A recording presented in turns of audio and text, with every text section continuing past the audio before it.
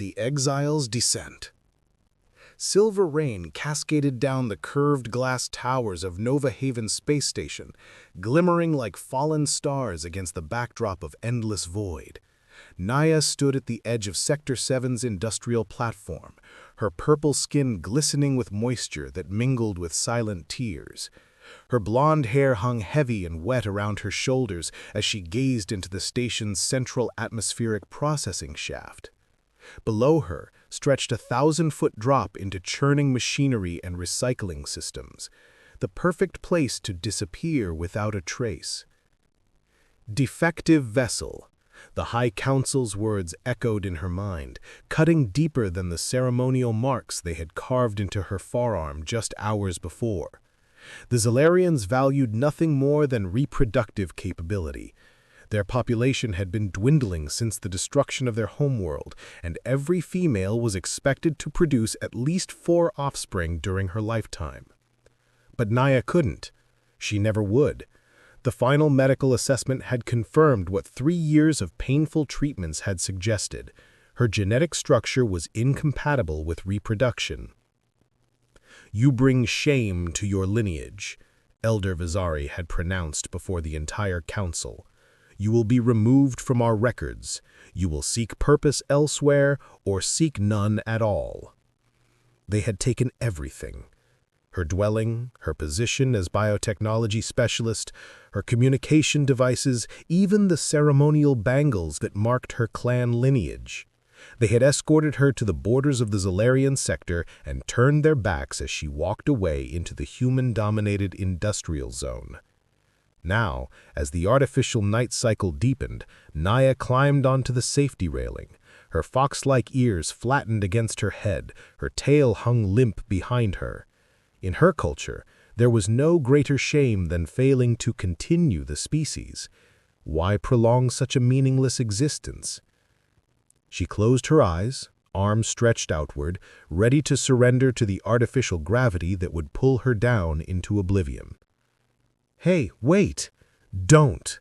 A deep voice called out through the rain. Naya turned slightly, annoyed at the interruption of her final moments. A human male was running toward her, rain plastering his dark hair against his head. He wore the gray jumpsuit of a station engineer with patches indicating specialized certification in environmental systems. "Please step back," she said, her translator pendant converting her words to English. "This is my decision." The human slowed but didn't stop approaching, cautiously with hands raised. "I'm Adrian Chen, Environmental Systems Specialist Level 4, he said, his voice steady despite his apparent concern. "Whatever you're facing, I'd like to help." Naya's ears twitched involuntarily. "You cannot help me. No one can. I am without purpose." "Nobody's without purpose," he said, taking another careful step toward her. "Mind if I join you up there? Not to stop you, just to talk." Before she could protest, he had climbed up beside her on the narrow railing, balancing with surprising grace for a human. "Remarkable view, isn't it?" he said, looking not down at the drop, but outward through the transparent ceiling at the stars beyond. "I come up here sometimes to think, but usually I stay on this side of the railing." Naya blinked in confusion. Why wasn't he grabbing her, forcing her back to safety? That's what a Zalarian would have done. "I have a daughter," Adrian continued, seemingly oblivious to the rain soaking through his jumpsuit. "Maya. She's 8. Her mother died during the Cassini station disaster 2 years ago. Every night, she still leaves a space cookie by the window because her mom once told her stars were made of sugar." Naya's tail swished in irritation. "Why are you telling me this?" Adrian turned to face her, raindrops clinging to his eyelashes. "Because sometimes when we think we're alone in the universe, we're actually surrounded by possibilities we haven't considered yet." The rain began to subside, leaving a misty haze that swirled around them. Naya's grip on the railing loosened slightly as she studied the human beside her. There was something in his dark eyes that she hadn't seen in her own people's, a warmth that defied the cold emptiness of space. "You don't understand," she said, her voice catching. "I'm Zilarian. My entire value is tied to my ability to reproduce, and I can't." Adrian nodded slowly, water dripping from his hair. "That's what your people believe. But beliefs aren't universal truths, Naya." Her ears perked up at the sound of her name. She hadn't told him what she was called. "Your translator pendant," he explained, noticing her surprise. "It displays your name when activated. I work with cross-species tech every day." A small smile tugged at the corner of her mouth, the first in many cycles. "You're observant for a human. And you're brave for a Zilarian," he countered. "It takes courage to question what you've been taught your whole life." Naya's tail swished irritably. "I'm not questioning anything. I'm accepting my reality." "By jumping off a platform?" Adrian raised an eyebrow. "Seems more like surrendering than accepting." His words struck her like a physical blow. Among the Zilarians, surrender was considered the greatest dishonor, worse even than infertility. "Come down from here," Adrian said, offering his hand. "Not because you should or shouldn't end your life, but because this rain is ridiculous, and my shift starts in 6 hours." Despite herself, Naya felt a small laugh escape her throat, a broken sound, but genuine. She hesitated, then placed her purple hand in his brown one. His skin was warm against hers, his grip firm but gentle as he helped her down from the railing. "I have nowhere to go," she whispered the truth spilling from her. "My dwelling, my identity, everything is gone." Adrian was quiet for a moment. Then he stood, offering his hand again. "I have a solution, at least for tonight." "What kind of solution?" Naya asked, suspicion mingling with desperate hope. "A warm meal, a dry place to sleep, and absolutely no expectations," he said simply. "My apartment is small, but Maya's staying with her grandmother tonight. You'd have privacy." "Why would you help me? We're not even the same species." Adrian's expression softened. "Because when my wife died, a Zilarian doctor was the only one who didn't treat her like just another casualty. She tried everything possible to save her. That doctor taught me that compassion transcends species." Naya's ears perked forward in surprise. The Zilarians were known for their medical knowledge, but not for emotional investment in other species. This unknown doctor had defied their cultural norms. "One night," Naya said, taking his hand again. "Then I'll figure out what comes next." As they walked through the dimming lights of Nova Haven's industrial sector, Naya felt something unfamiliar stirring within her. A tiny spark, where before there had been only emptiness. Not hope exactly, but perhaps the possibility of hope. Sanctuary among strangers. Adrian's apartment was nothing like the sterile, minimalist dwellings of the Zilarian sector. Plants grew from suspended containers, soft fabrics draped across furniture, and colorful drawings covered one wall completely. The chaos should have disturbed Naya, but instead, she found it strangely comforting, like a living ecosystem. "It's not much," Adrian said as he keyed open the door, "but it's home." The apartment occupied a small section of residential block C-17 in the engineering sector. The main living area flowed into a compact kitchen with a hallway leading to what Naya presumed were sleeping quarters. Small robots of various designs sat on shelves, some appearing functional, others clearly works in progress. "You built things," she observed, her tail swishing with curiosity. Adrian nodded. "Repair, mostly. Some creation, when parts are available. I run a small clinic for broken tech.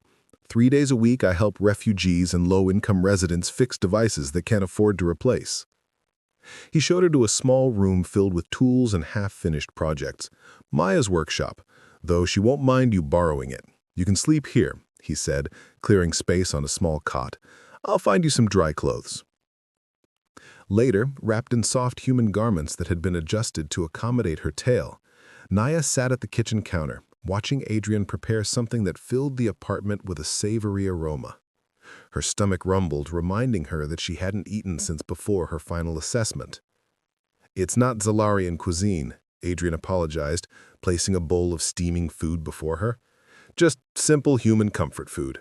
Noodles, vegetables, and protein." The meal was nothing like the nutrient-dense, flavorless sustenance the Zalarians consumed. It burst with flavors and textures that overwhelmed her senses in the most pleasant way. "Why were you on that platform tonight?" she asked between cautious bites. Adrian was quiet for a moment, stirring his own bowl. "Maintenance check, officially. Unofficially, it's where I go when the station feels too crowded and too empty all at once." Naya's ears twitched forward. "You were contemplating jumping too?" He shook his head. "No, but I understand the impulse. When Sophia died, I wanted the pain to stop. I wanted everything to stop."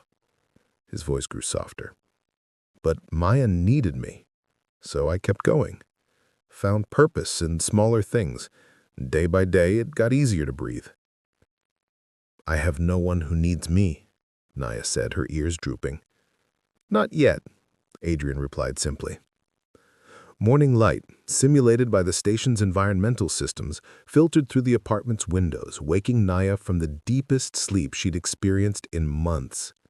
For a moment, she was disoriented. The room around her was cluttered with tools, diagrams, and small mechanical parts, nothing like her former dwelling. A gentle knock interrupted her thoughts. "Naya?" Adrian's voice came through the door. "There's breakfast if you're hungry." When she emerged, she found him in the kitchen preparing another meal. His hair was damp from showering, his sleeves rolled up, revealing muscular forearms with faint scars that spoke of years working with machinery. "You look better," he said with a warm smile. "Sleep helps." Before she could respond, the apartment door burst open, and a small human girl with dark curly hair and Adrian's eyes bounded in. Dad, I made an environmental suit for Sparky," she announced proudly, holding up a small robot dressed in what appeared to be homemade protective gear. She stopped abruptly, her eyes widening at the sight of Naya. For a moment, no one moved. Then the girl broke into an enormous smile. "You have ears like a fox and a tail. Is it prehensile? Can you move it on purpose? What planet are you from? Do you have special abilities?" "Maya," Adrian said with gentle reproach, "remember what we discussed about personal space and questions?" The girl's expression turned serious. She straightened her posture and extended a small hand formally. "Hello, I'm Maya Chen. It's a pleasure to meet you." Naya carefully shook the tiny hand. "I am Naya, formerly of the Eastern Zalarian colony." "Are you staying with us? Because Dad never brings people home, except Ms. Rodriguez from Environmental Control, and that's just for work stuff." Naya glanced at Adrian, who simply shrugged. "Just for a short while," she replied cautiously.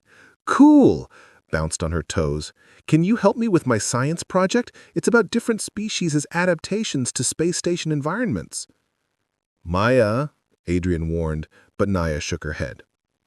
"It's all right," she said, finding herself unexpectedly charmed by the child's enthusiasm. "I would be happy to assist with your project." Later that day, Adrian led Naya to his workshop, a converted storage space in the lower levels of the engineering sector. Devices of every description filled workbenches, while diagnostic equipment hummed softly along one wall. "I could use help," he said, gesturing to the backlog of broken technology. "If you're willing, that is. Your knowledge of Zalarian tech would be invaluable. Most humans don't understand how your biological interfaces integrate with mechanical components." Naya's ears perked up at the word invaluable. When was the last time anyone had considered her valuable? "I was a biotechnology specialist. Third rank with specialization in neural interfaces." Adrian's eyes widened. "Seriously? That's perfect. I've got 6 neural interface devices I haven't been able to repair because I don't understand how they're supposed to connect to non-human nervous systems." For the first time in her exile, Naya felt a spark of purpose. She approached the workbench, her hands already reaching for familiar components. "Show me." Hours passed as they worked side by side, Naya explaining the intricacies of Zalarian design while Adrian provided tools and materials she requested. Their conversation flowed from technical specifications to station politics to the challenges of raising a child alone. Maya's mother was brilliant, Adrian said as they took a break. Environmental engineer, designed half the atmospheric systems for this section of the station. You loved her very much, Naya observed. Adrian nodded. I did. Still do, in a way. That doesn't go away, but it changes, becomes something you carry, rather than something that carries you. Before Naya could respond, the workshop door slid open. A tall human woman in station security uniform stepped in. Her eyes narrowed at the sight of Naya. Dr. Chen, the Zalarian Council has filed a report about one of their citizens illegally residing in human sectors. They've requested cooperation in locating her. Adrian's expression remained neutral. Officer Cooper, thank you for the information. I'll be sure to report any Zalarians I encounter. Officer Cooper's gaze lingered on Naya for a moment longer. See that you do. The last thing we need is a diplomatic incident. With that, she turned and left. Why did you not tell her? Naya asked, her ears flattened against her head in alarm. Adrian continued calibrating the neural interface. Tell her what? That I'm harboring a brilliant engineer who can help dozens of refugees on this station? I didn't lie. I will report any Zalarians I encounter. I'm encountering you right now, and I'm reporting that you're exactly where you should be. For the first time in her life, Naya felt something unfamiliar bloom in her chest. Belonging. She had never belonged among her own kind, where her value was measured solely by reproductive capacity. But here, in this cluttered workshop, with this unusual human, she felt something like home. As they returned to the apartment that evening, Maya excitedly showed Naya her collection of space rocks and handmade robots. While Adrian prepared dinner, Naya found herself drawn into Maya's world of imagination and curiosity. Dad says you're going to help at the workshop? That's good. He works too hard sometimes and he gets lonely even though he pretends he doesn't. Naya's gaze shifted to Adrian, his back turned as he focused on cooking. His shoulders strong, his movements efficient. There was something about him that called to her, something that made her want to know more. Perhaps we can help each other, she said softly. Healing Hands. 2 weeks passed quickly, with Naya settling into life with Adrian and Maya. Each morning she helped Maya prepare for school, fascinated by human education, so different from rigid Zalarian training. During days, she worked alongside Adrian, repairing alien tech for refugees. Her knowledge of biomechanical interfaces proved invaluable, just as he'd predicted. Word spread quickly about the purple-skinned alien with fox ears who could fix things others couldn't. Some days, the line outside Adrian's workshop extended through the corridor. Refugees from a dozen species brought their broken tech and left with restored devices and grateful smiles. "You've doubled our efficiency," Adrian said one evening as they closed the workshop, his eyes warm with appreciation. "I haven't seen some of these systems working properly in years." Naya felt her cheeks flush a deeper purple. "I merely applied standard Zalarian techniques."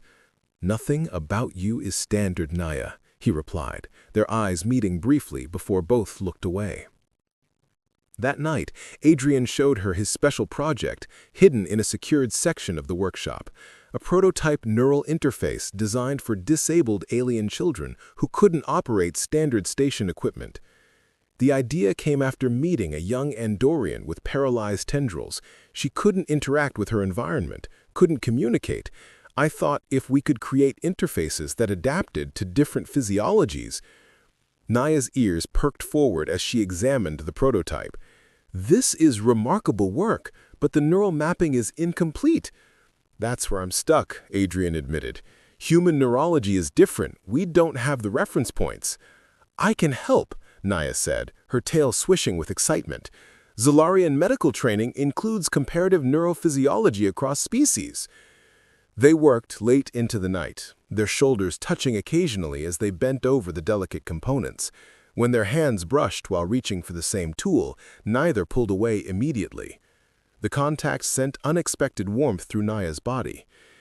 "Adrian," she said, finally, looking up to find him already watching her, "thank you for everything." His eyes were intense, searching hers. "You don't need to thank me. You've given us as much as we've given you." Something shifted in the air between them. Naya felt herself leaning forward slightly, Adrian's breath catching. But before either could move closer, the workshop door slammed open. 3 Zalarian officials stood in the doorway, their ceremonial robes marking them as council enforcers. Behind them, Officer Cooper looked uncomfortable. "Naya, formerly of the Eastern Colony, you have violated exile protocols by establishing residence in human sectors. The Council requires your return for proper processing." Adrian stepped protectively in front of her. "She's done nothing wrong. She's a contributing member of this community." "This matter is not open for discussion, human. The female is defective and must be processed according to our traditions." "I won't let you take her," Adrian said, his voice low and dangerous. The enforcer's expression remained impassive. "Your permission is not required. This station exists under treaty, which recognizes our authority over our citizens." Naya felt cold fear grip her heart. She knew what processing meant for those deemed defective. The Zalarian way of ensuring failed genetics didn't contaminate future generations. Adrian turned to her, his eyes filled with determination. "They'll have to go through me first." "And me," came Maya's voice as she slipped through the door, somehow having followed them to the workshop. She positioned herself beside her father, facing the Zalarian officials without fear. Maya felt something break open inside her, not the emptiness of before, but a flood of emotion so powerful it made her tremble. These humans were willing to stand against their own authorities for her, something no Zalarian would ever do.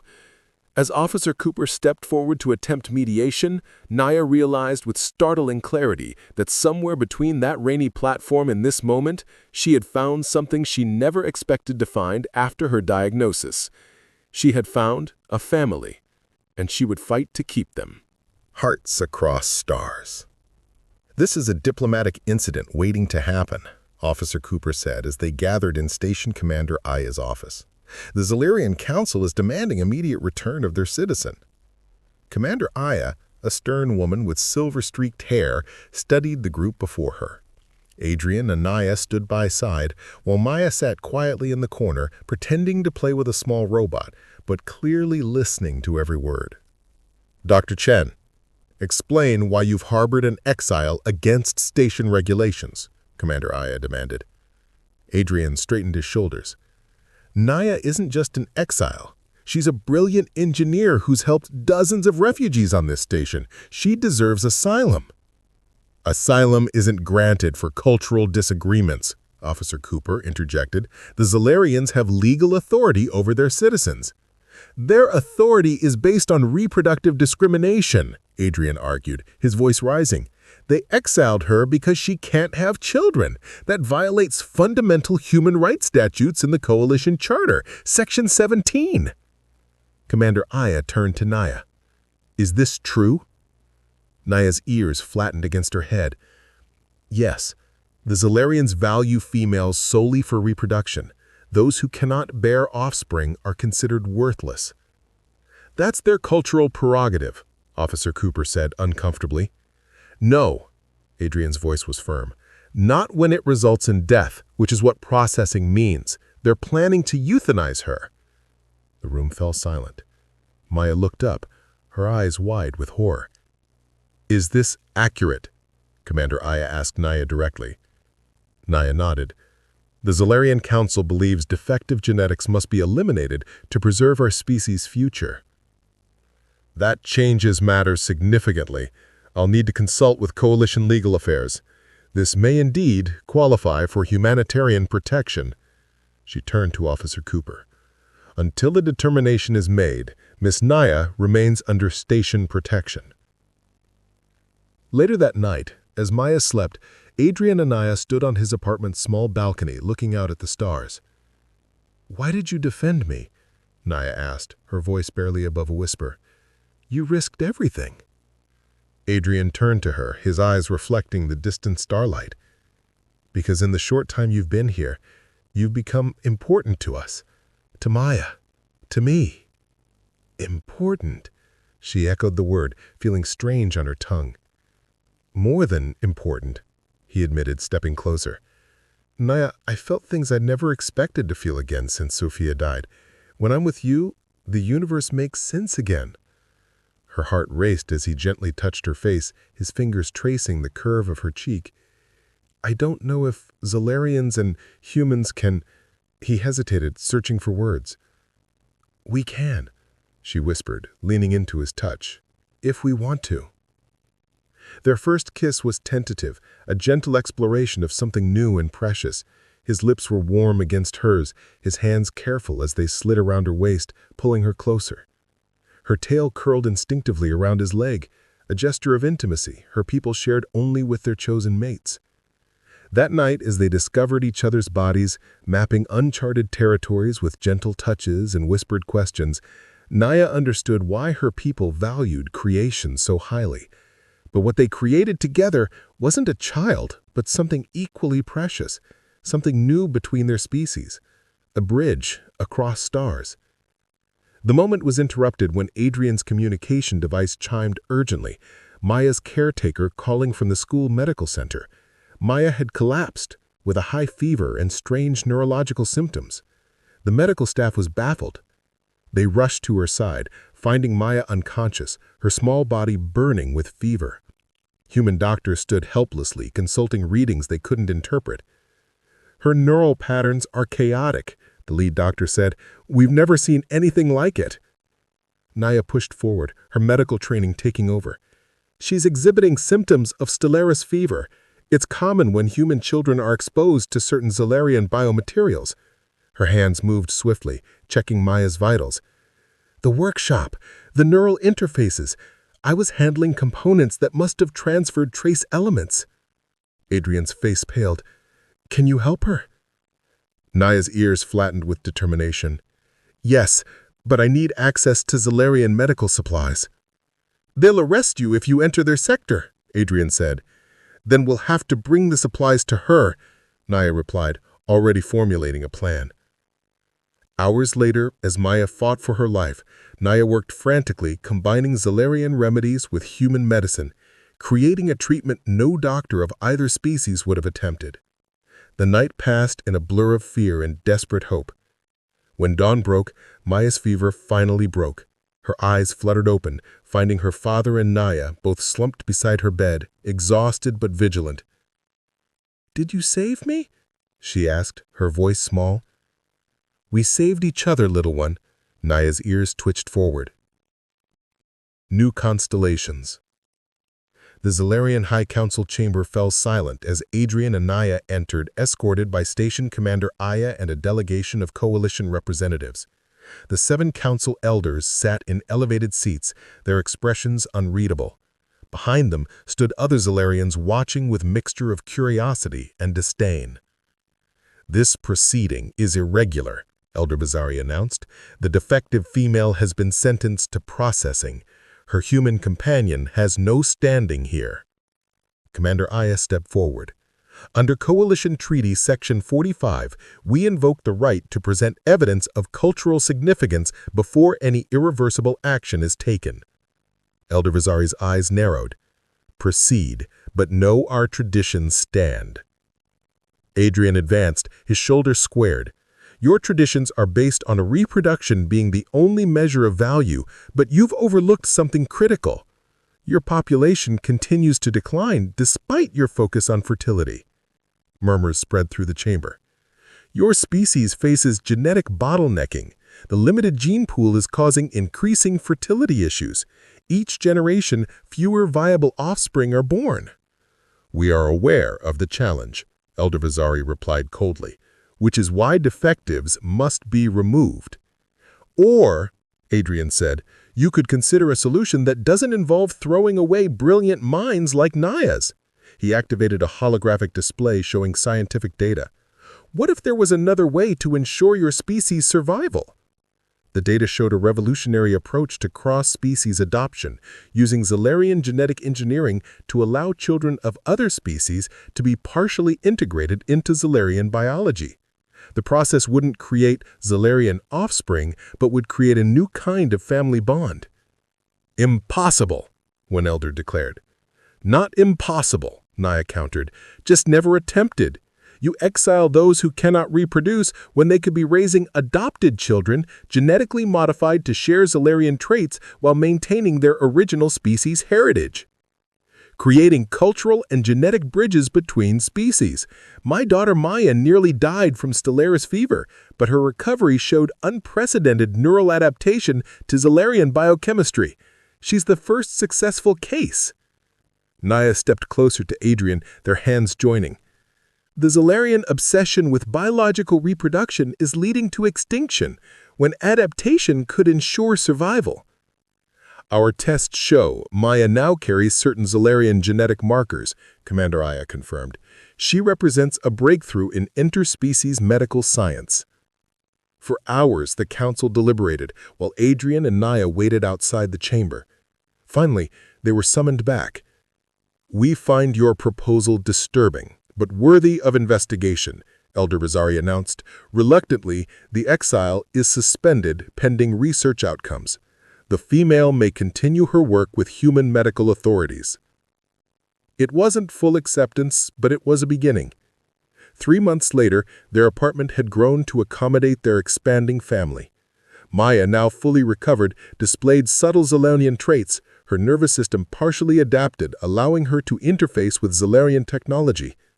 Their workshop had become an official coalition research center, exploring interspecies adoption and integration.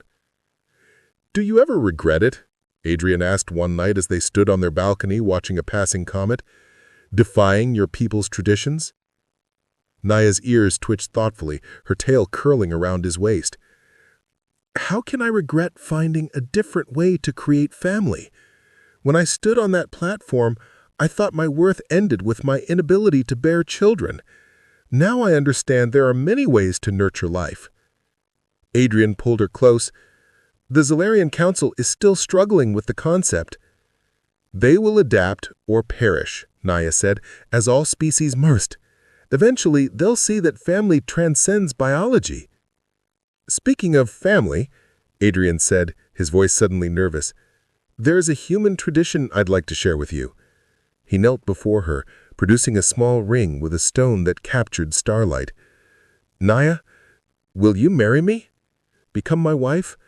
Maya's mother and partner in whatever comes next?" Tears filled her violet eyes as her ears perked forward with joy. "Yes," she whispered, "1,000 times yes." As they sealed their promise with a kiss, Maya burst onto the balcony, unable to contain her excitement any longer. "Does this mean I can call you Mom now?" she asked, bouncing on her toes.